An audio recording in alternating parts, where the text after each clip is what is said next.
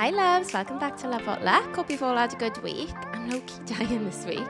I started back Pilates. You know I've been a Pilates princess over the last few months, but I had it was a month and a half off, I think, because I was away, and then I went back to Wales, and I went back to Pilates thinking, okay, I might be a little bit rusty. Rusty? I could barely do it. I could barely do anything. The instructor was coming around to hold my hips and, sort my form out. I wanted to tell her to F off. I was like, hun, it ain't getting any better than this. You're lucky I'm not walking out yet. It was so brutal. I've got my watch, so I didn't know how long was left in the class, which is traumatizing because with some Pilates classes, they make you stretch down in between. But obviously, I was stretching down thinking it was the end. And she was like, okay, and then we're going to get back up into pike. And I was like, hon, you're killing me off here. My God, it was really a stark lesson in teaching me that if you don't continue with doing something, you do lose it, and practice does make perfect. You can't just go out to something, slip away from it for 6 weeks, not put any work into something, and then come back and expect to be good, because it was a struggle best. My whole muscles, muscles I didn't even know existed, was shaking. It was actually a bit embarrassing. I even told my friend after, and she was like, oh, it's never like you to stop. I was like, I stopped more than I could start. I barely did it. But anyway, we've got through it. Now I was saying September, October time, change of seasons. It's ready for the change. I've done a full food shop. My fridge is stocked up with greenery. I'm back on the protein smoothies. Never thought I'd be this person, but I am. I'm into protein intake now.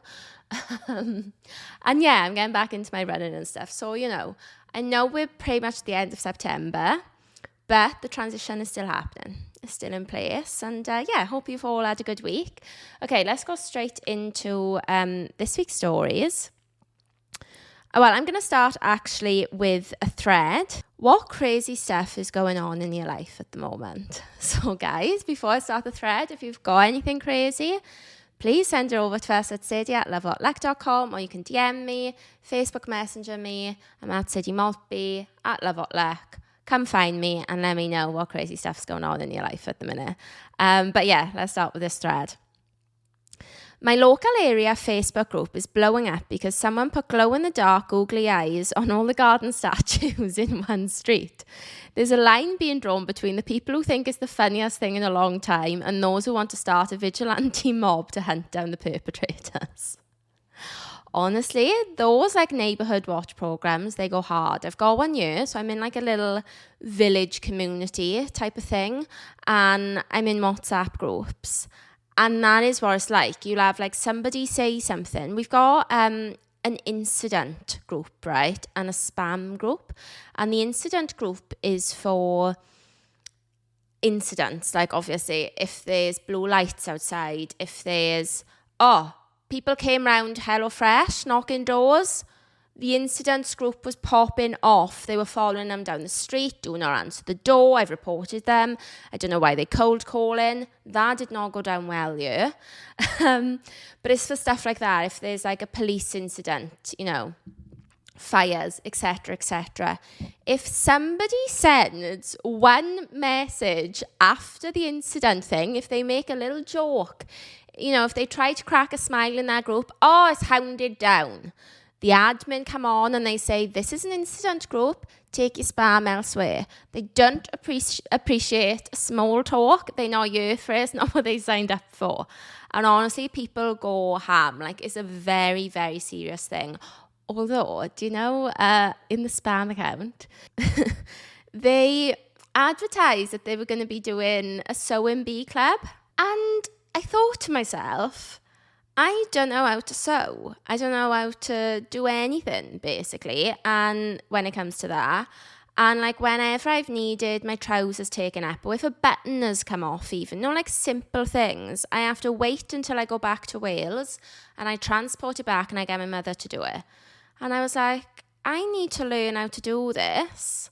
So I did express my interest in joining the sewing bee club. Whether or not I'll go through with it is another thing, but I am now in a separate WhatsApp group for sewing bees is meant to be starting in November. I'll keep you posted. But apparently it's just a group of women that meet up. They said, bring a mug, we have hot drinks. And I think they sew, they knit, they cross stitch. I'm going to be going there and just hoping they can just teach me how to sew up a hem and stuff.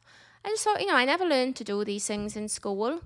I do remember going to an after school sewing club, way off track, but Facebook community or little WhatsApp village groups, they go ham. They're largely full of Karens, but also like nice people that care, want to do good things. Okay, next one.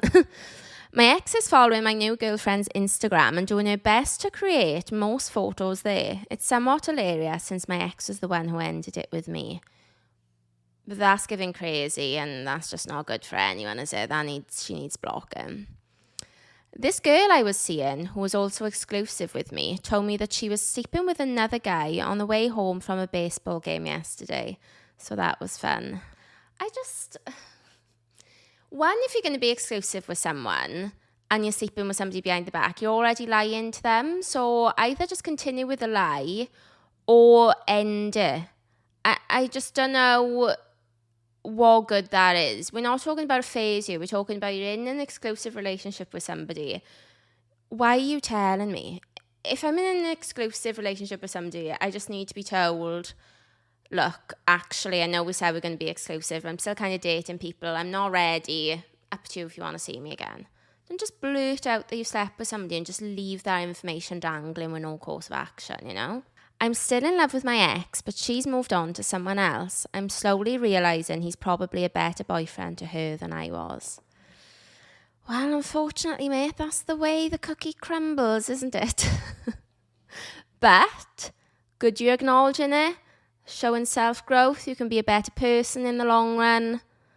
For her, for you, for someone else. There's always positives. I'm thinking about dumping the guy I've been seeing. Then you definitely need to go ahead and do that, hon. Last weekend, my friend Joe and I went out to a party at his school. We were dancing with some cute girls and one of them was really into Joe. She got his number and the night was considered a success. The next morning, we wake up and this girl is texting Joe all these crazy things about how awesome he is and how being a tour guide is sexy.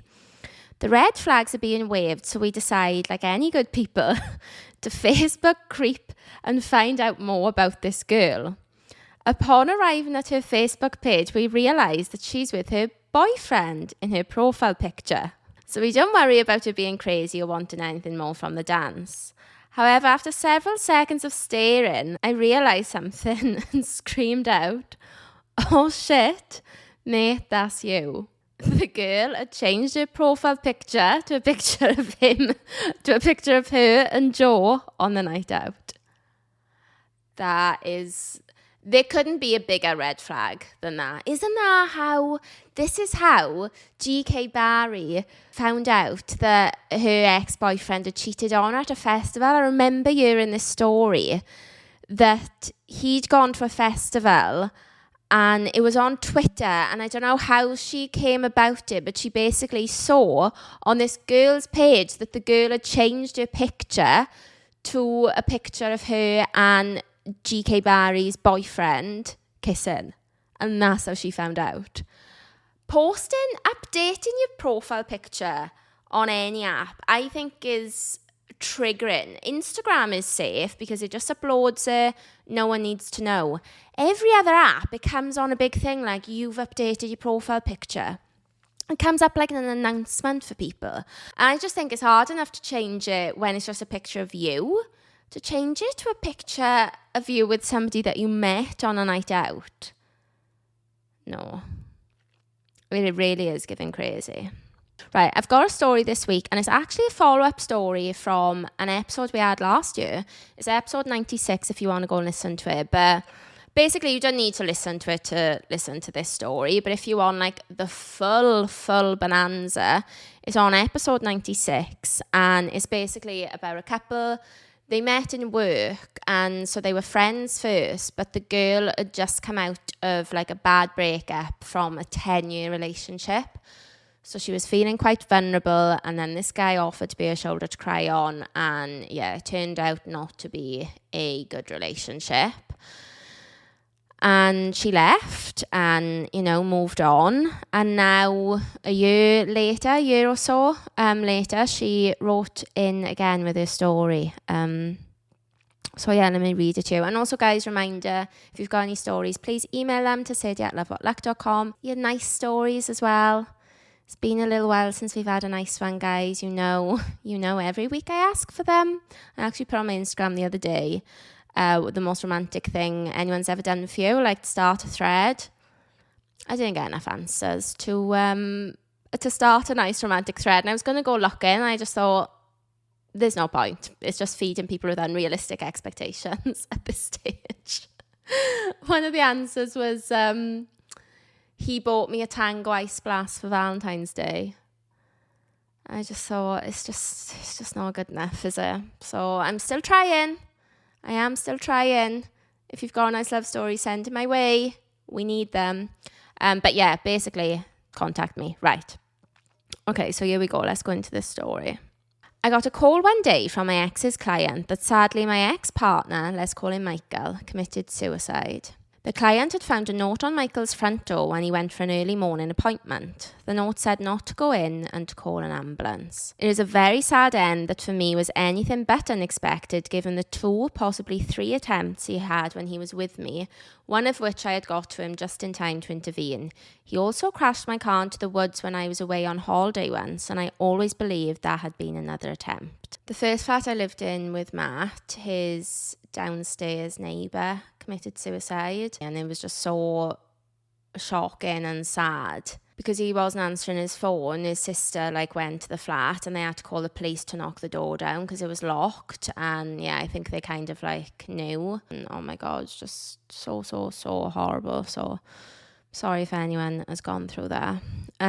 Okay, she says, I'm not sure if I mentioned in part 1 that one of Michael's friends had been calling me while I was away and telling me essentially that all the suicide attempts had been faked. That Michael tells people the sad story of his life and then stages a suicide in order to get people to help him so he doesn't have to work. I never knew whether to believe her or not, as the friend was a very sketchy character himself, and even though he claimed he was telling me because I'm a good person and he couldn't bear to watch how Michael was manipulating me, his motives still seemed unclear.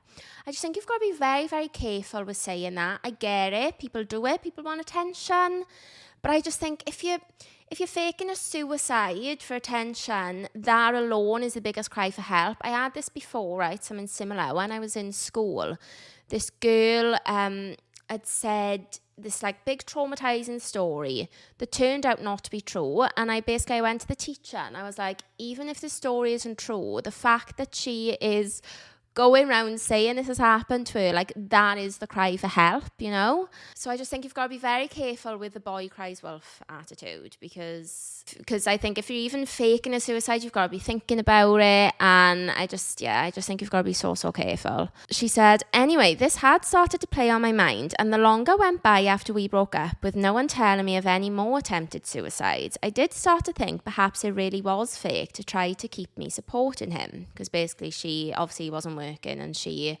worked, I'm sure it was 2 or 3 jobs she basically worked to keep him and his flat and the flat and everything. She said, unfortunately this time at least it was real. Exactly.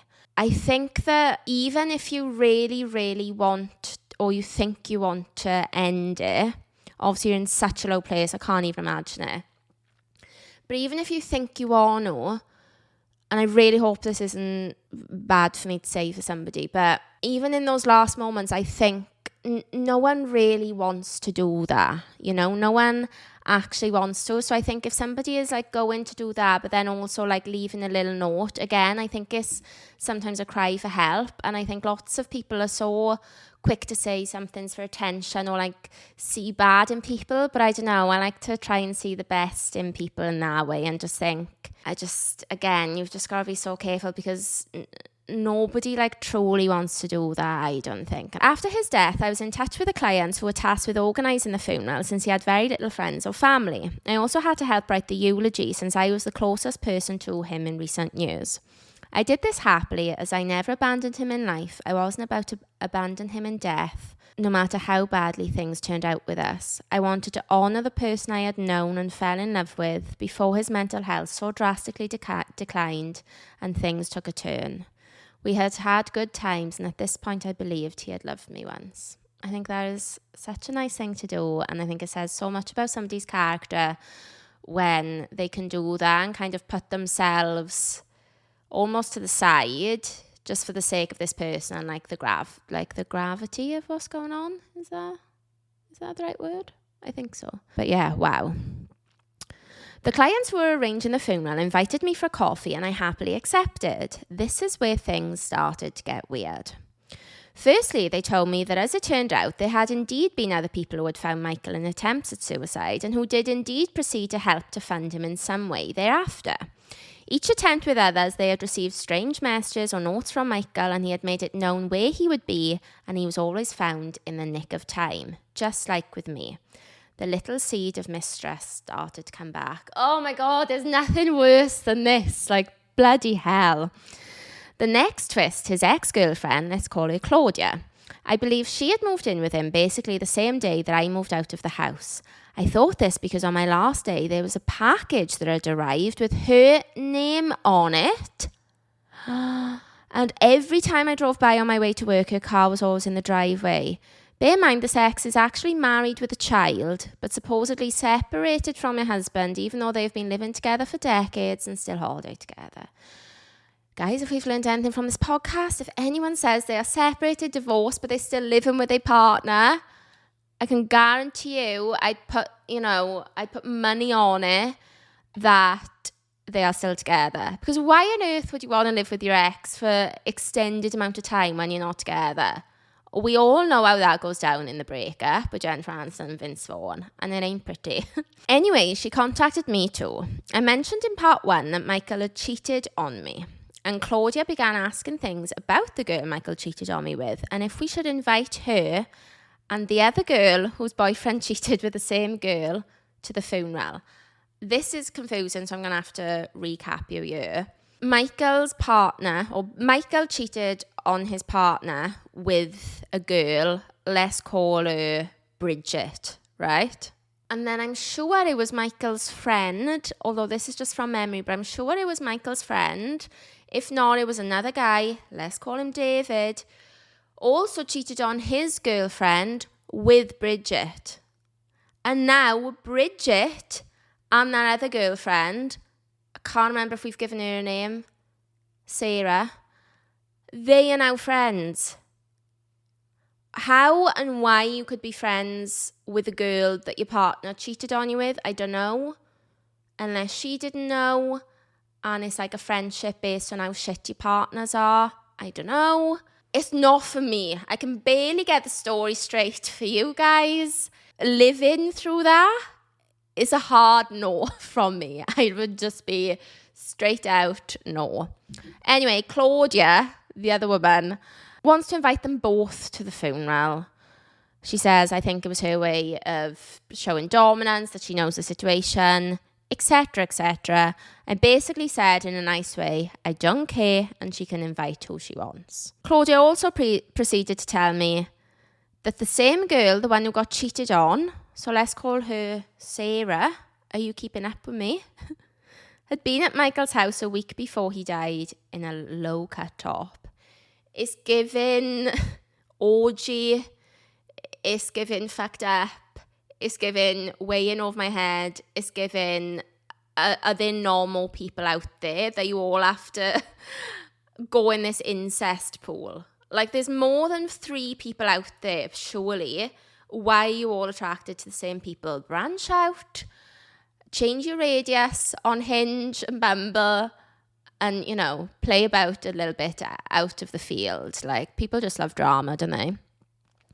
Anyway, I decided to reach out to the girl and asked her if she wanted details to the funeral. She told me she felt it would be inappropriate for her and the girl to come, and that there were legal reasons why they couldn't be there.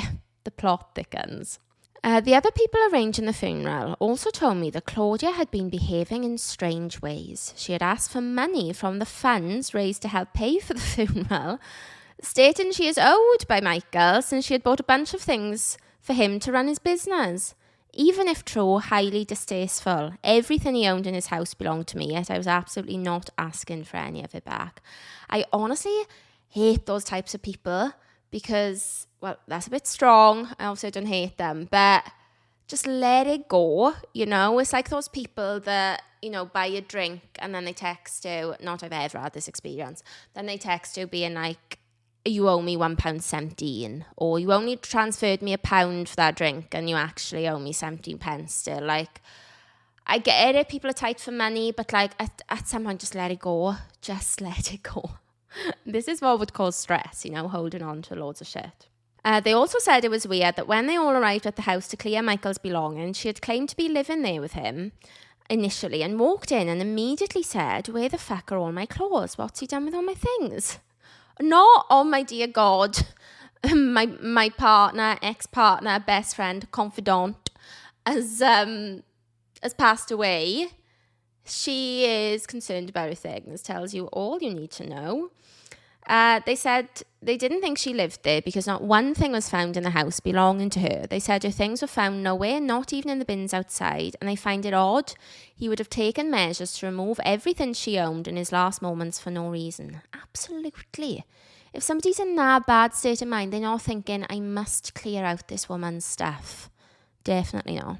She was also not mentioned anywhere in his note, as me and Michael had been friends for years before we started dating. I did always know that Claudia was back in and out of his life after breakups, but he always gave me the vibe she was a booty call due to her complex situation with her husband and son. Anyway, the day of the funeral arrives. I was instructed by Michael's family not to wear black, as that was their preference and definitely would have been his. Guess who, however, shows up head to toe in a skin-tight all-black dress? Claudia. Claudia is on a one-woman fucking show at this point. Like, she thinks she's on Real Housewives of Beverly Hills. She thinks she is Lisa Vanderpump. Like, she is just loving it. She said to me at the funeral, I'm sure we both had a different experience of Michael, and I believe she might have been referring to the suicide attempts. So I responded, oh, I wouldn't be so sure. To which she blurted out, oh, was he crazy, jealous, possessive and wouldn't let you breathe too? It took us so much by surprise and was so inappropriate. At least let us bury him before we start bitching about him. Exactly. He had never been jealous, quite the opposite, laid back and almost indifferent. I should also point out that Claudia's in her 50s and I am early 30s. I feel like if he would be jealous and possessive, it would have come out with a younger partner who likes to go out and travel and has plenty of options, but maybe not. Who knows, regardless, not really the time and place to swap notes about a shared ex-partner. Do you know what this reminds me of? You know, And Just Like That, which is the follow-up to Sex and the City, and Big Days, which I'm still not over how they just dropped that in the first episode. I was still shocked by it.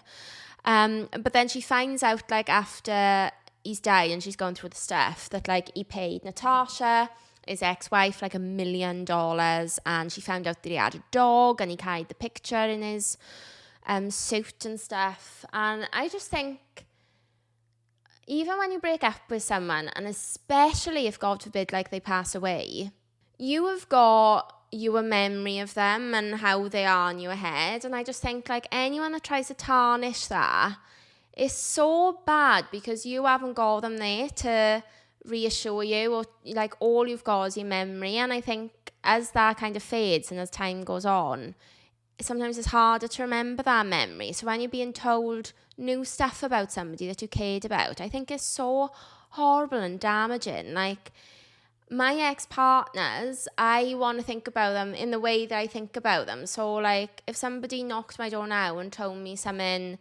you know, horrendous about them, or something that they done, or something that they maybe lied to me about, I would almost just be like, why are you telling me? Like, I don't want to know. Like, I've got my memories of them and what I think of them and what I think about the relationship. And I think when you have other people's opinions, it can be hard to be like, no, I know him, because obviously you don't want to feel like a fool. So it's just very distasteful indeed. During the ceremony, I noticed some interesting changes to parts of the eulogy. Firstly, I had a section about how Michael loved animals and identified with cats. I didn't mention the cat which he stole from me, You need to go to part 1 for that, guys. Since it wasn't appropriate, obviously. But Claudia had requested for my cat to be specifically named as his pet in that part. Awkward. Why? Like, why? Other than that, and being cropped from some photos, the ceremony went down without incident. But then came the wake. This was a whole other story. Claudia immediately began pulling people for chats more than an episode of Love Island, going up to people, pulling them to private areas and sitting with them for really long stretches of time. Every time I looked over, the person she was with was not talking at all, looked uncomfortable, and she was talking away with big gestures. I started getting really nervous for my time and asked my dad not to leave my side. When my time inevitably came, I told her that she didn't need to take me somewhere private, that she could talk to me with my dad there, given that he didn't know anyone, so I didn't want to leave him standing alone. She told me to be an adult. Oh, that patronising insult from an older woman. That's not for me. I was in TikTok comments the other day on something, and this girl was going in on this 15-year-old girl, being like, you don't know love, you don't know relationships. And I'm just like, get off your high horse, you probably don't either. I'm in my 30s, like, you still get confused over shit, you know? Don't be ageist. I insisted that she was making me uncomfortable, but I felt like she would make a scene, so I picked a spot nearby and said, go over there. I mean, bigger person than I would be, hun. We sat down and she proceeded to say that there would be an inquiry into Michael's death and that, quote unquote, since the fucking bastard offed himself, I even feel disrespectful reading that, let alone saying it at his wake. When he was with me, they'll be looking at me mainly. My mouth basically dropped open. She claimed that no one was looking at me and not to worry. Why would they, honey? This isn't Cluedo. It was a suicide and he had been alone. Why the murder mystery vibes? But she said that since she is a, get this, psychotherapist, and she was operating in the house he lived in using one of the rooms, that they could do her for negligence. It's like she thought it was a movie and she was ready for the main part. Didn't I say? She's given main character energy in the worst possible way. She's given villain era. Then she suddenly swerved topic and started complimenting how beautiful I am. Like I'm a 5-year-old who can be buttered up by saying I'm pretty. I wasn't sure if she wanted me to vouch for her if the police asked me about her. It was all so weird. Oh my God, I mean, the plot just gets thicker and thicker, but also very concerning that she's a psychotherapist. And it does make me think, that last therapist I had, who I did love, but then I was like, actually, I don't think it's for me. What if she's crazy as well? Maybe I need to look into this. Like, how hard is it to actually become a psychotherapist? Means I'm trauma dumping online every week. Then suddenly she blurts out, oh no, oh my God. I think you need to know that the whole time Michael was with you, he was with me. The entire 5 years. She paused as if waiting for a reply, and I just said, I'm not really sure what either of us gained by having this conversation, to be honest. I haven't seen him in over a year. I already know he cheated on me at least once. It ended and life went on. What is the purpose other than to try to taint what we once had and make me upset on a difficult day? She then kept repeating how she wasn't in competition with me and how she wanted to be friends. I was already mentally blocking her from every possible contact outlet.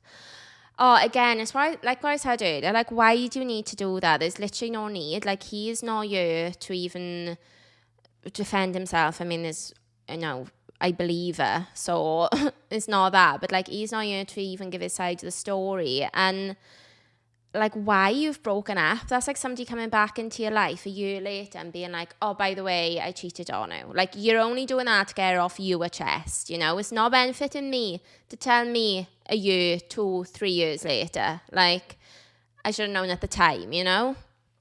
Very bad. Hate that. Hate that. That's like heartbreaking. She also started talking about really personal things from my life, which were very much told to my ex in confidence. Fucking horrible. All my traumas, the work. She started talking about my only other relationship with my ex of 10 years, like she was part of it, name dropping him and my friends like they were her old pals. I told her I didn't want to discuss my life with a perfect stranger and that these things weren't her business. She claimed she had been there in bed with Michael when Michael contacted my ex, but she had told him to leave him alone because she's such a voice of reason.